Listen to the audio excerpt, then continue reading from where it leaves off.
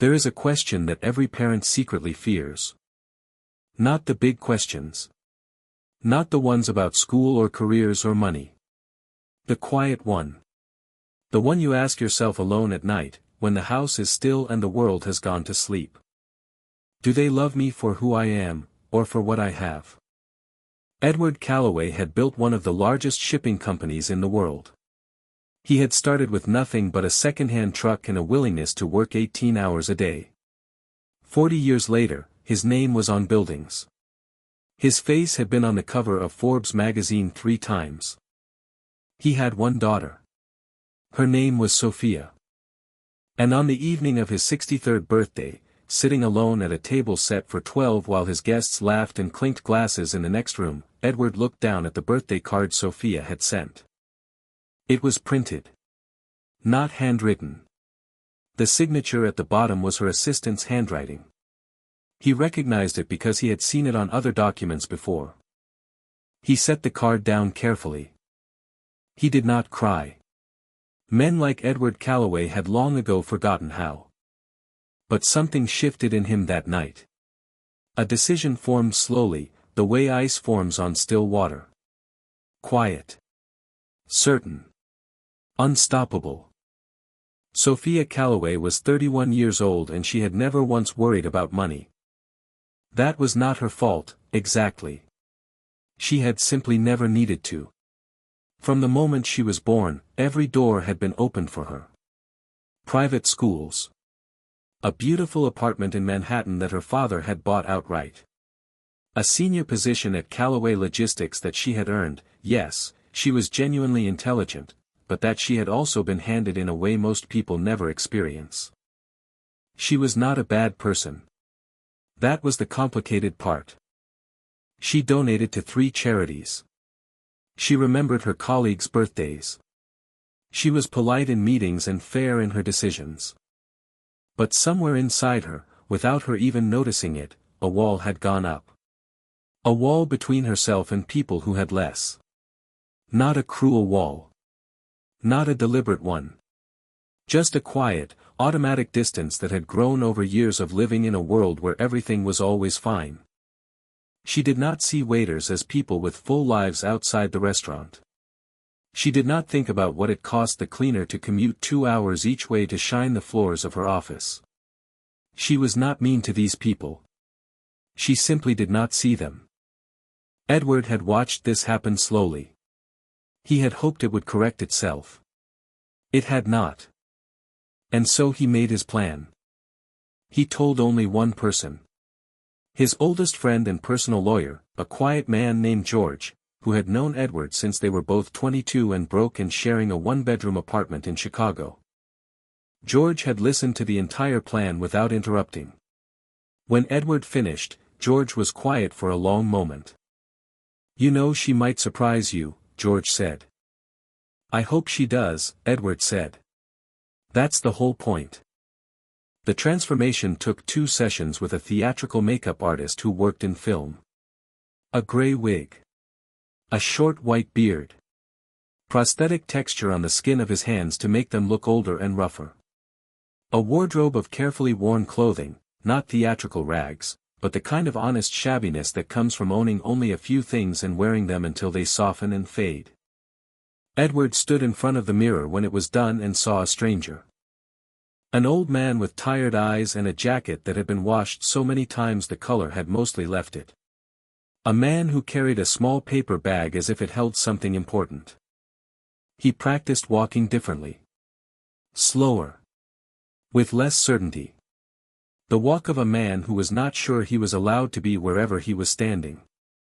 It took him 4 days to get it right.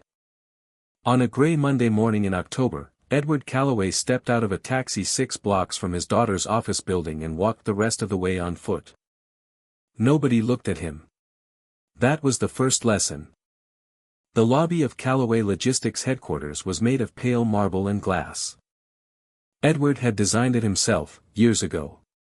He had wanted it to feel open. Welcoming.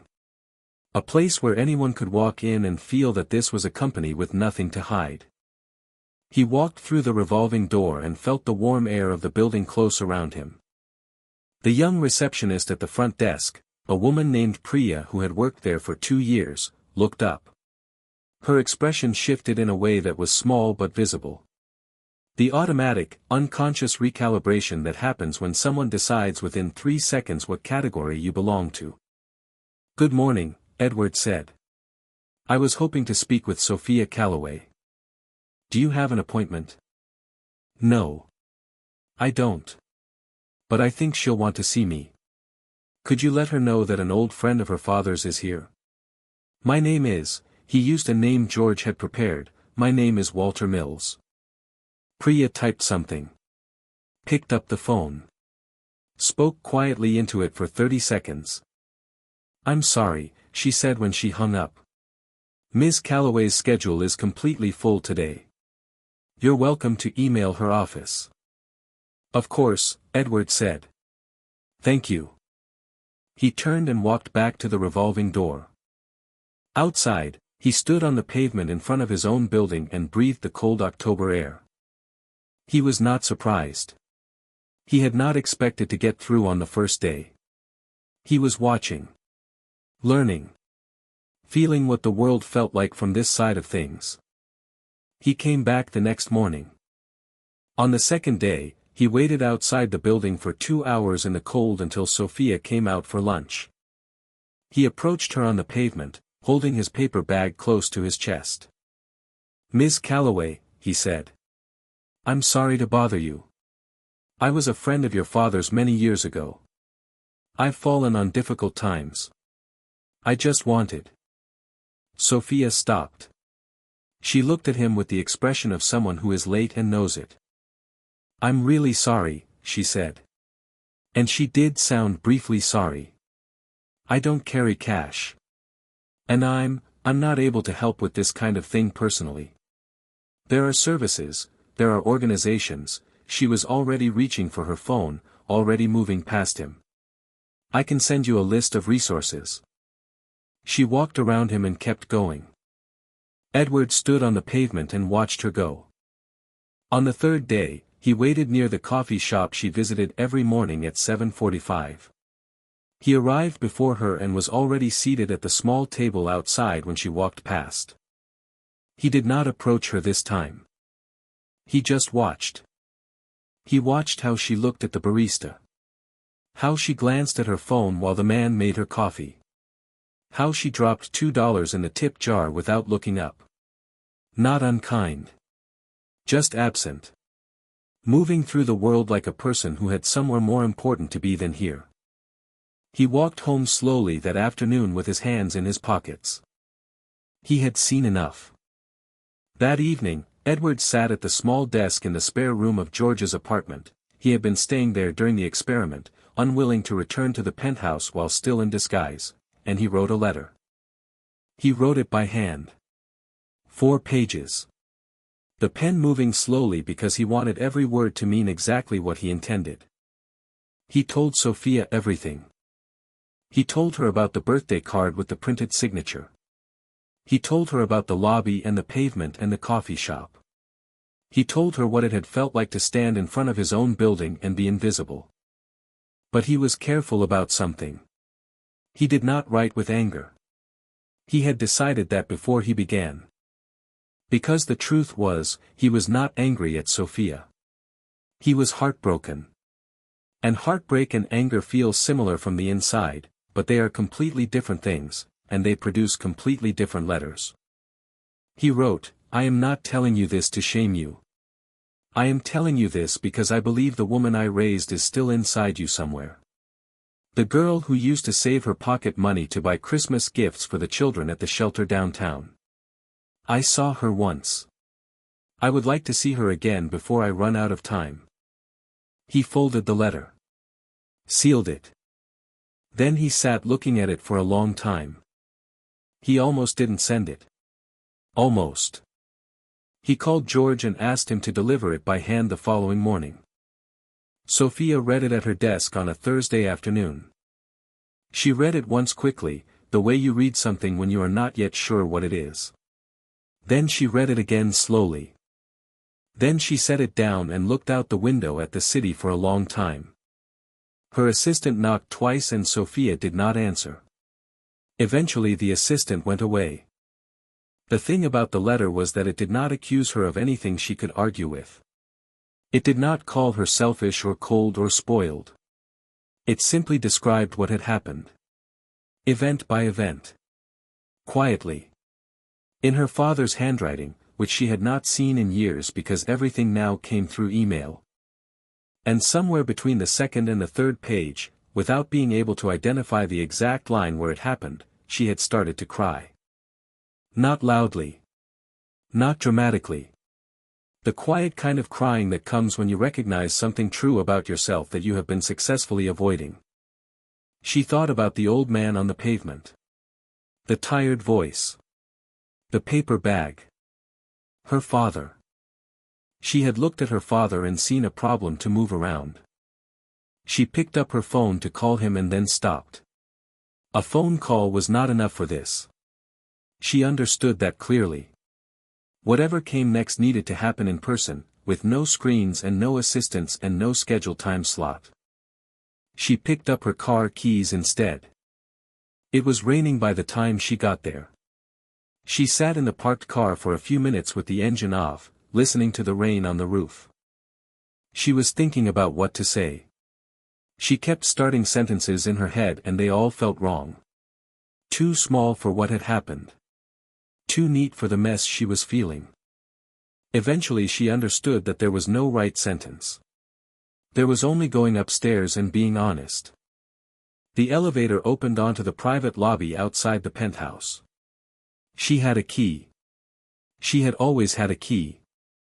She knocked anyway. Edward opened the door.